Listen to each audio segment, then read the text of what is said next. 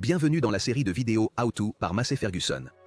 Aujourd'hui, nous allons vous montrer comment créer une tâche pour la moissonneuse-batteuse Massey Ferguson idéale. Ce guide est destiné aux machines équipées de l'option TaskDock ou TaskDock Pro.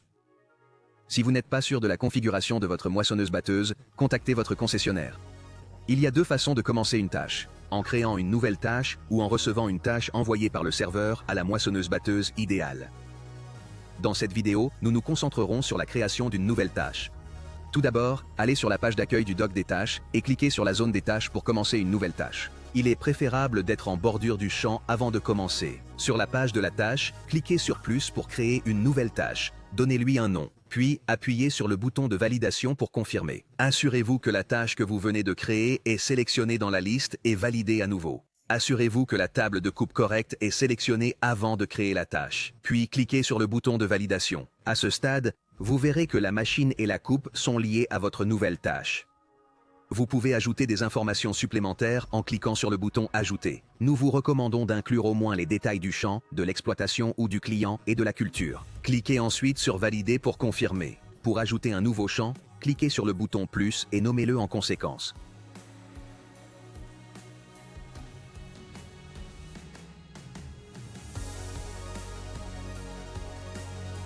Ou sélectionnez un champ existant dans la liste.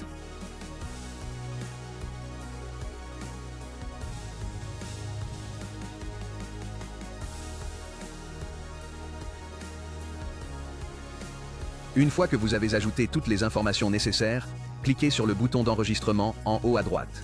Pour commencer à enregistrer la tâche dans le champ, l'état est activé, ce qui indique que l'enregistrement est en cours. Pour vérifier les compteurs en temps réel à tout moment, il suffit de cliquer 2 fois sur le bouton d'accès aux tâches. Puis, cliquez sur le bouton de la calculatrice. Il existe 10 compteurs différents. Pour en activer un, activez le bouton situé dans le coin supérieur droit qui devient bleu.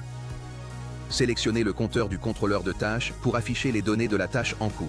Pour quitter le menu des compteurs, cliquez sur le bouton de retour. Si vous éteignez la machine, votre tâche se met automatiquement en pause. Pour reprendre l'enregistrement, accédez à la page de la tâche et appuyez à nouveau sur le bouton d'enregistrement. Vous pouvez interrompre l'enregistrement de la tâche à tout moment en cliquant sur le bouton pause.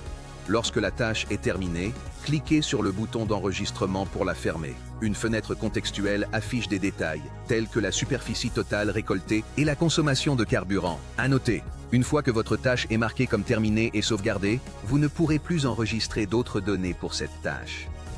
Pour finaliser, cliquez sur le bouton de validation pour enregistrer la tâche.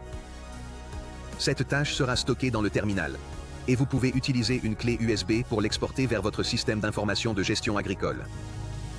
Si vous utilisez TaskDock Pro, la tâche sera automatiquement envoyée au FMIS. Et c'est tout.